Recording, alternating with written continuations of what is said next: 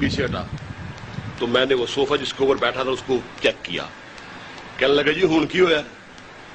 میں کیا مرزا نے لکھیا اپنی کتاب دے وچ کہ مینوں دیہاڑی چ 100 دفعہ پیشاب آندا تے اپنا سکور میں کہ کی ہے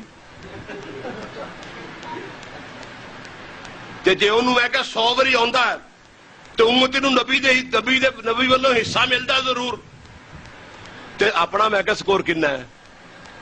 میں صوفہ چیک کیتا. میں کہ اس کر کے صوفہ چیک کیتا کہ تو میرے صوفے دے اوتے کتے موتر تے نہیں دیتا. مرزا نے لکھا ہے کہ مجھے دن میں 100 دفعہ پیشاب آتا ہے. میں ایک مردئی نو کیا میں کہ انہیں مسانے دے وچ پیشاب والی موٹر لوائی سی. دیہاڑی چ 100 واری پیشاب کو چھوٹی گل ہے. سینچری روز دی پیشاب دی ماردا سی. ہم اس لیے انہیں کہتے ہیں کہ اس بے ایمان کو تم نبی اور رسول کہتے ہو, تم اس کو صحیح العقل اور شریف انسان ثابت کر کے دکھاؤ. ہمارا چیلنج ہے کہ تم اسے ایک صحیح العقل اور شریف انسان ثابت کر کے دکھاؤ. جاہل لوگوں کے اندر جو ان سے واقف نہیں ہے اس میں اس کو نبی اور رسول بناتے پھر رہے. لٹیروں نے جنگل میں شمع جلا دی, مسافر یہ سمجھا کہ منزل یہی ہے. اور کسی نے کیا خوب کہا کہ وہ ایک دھبا ہے علم و آگہی کے نام پر, تیرگی پھیلا رہے ہیں روشنی کے نام پر.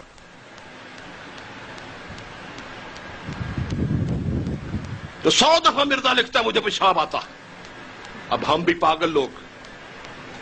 میں کیلکولیٹر لے کے بیٹھ گیا. میں سوچا کہ اس زمانے جو اٹیچ بات تے ہوندے نہیں سی, کوٹھے تے لیٹریناں ہوندیاں سی.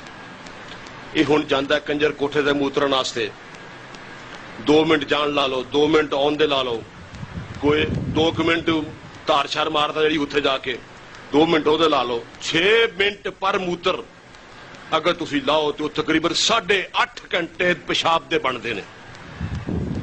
جڑے بندے نے دیہڑی وچ 8.5 گھنٹے پیشاب کرنا, میں دسو باقی کو کام کر سکتا ہے؟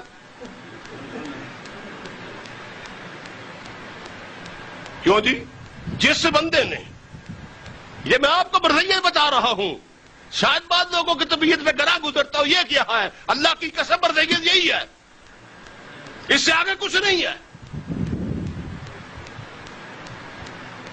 یہ گند ہی گند ہے, غلاظت کا ڈھیر ہے, فلس ڈیپو ہے. یہ اس کو کبھی نہ کبھی اس کو مذہب نہ سمجھنا. یہ کوئی مذہب نہیں ہے,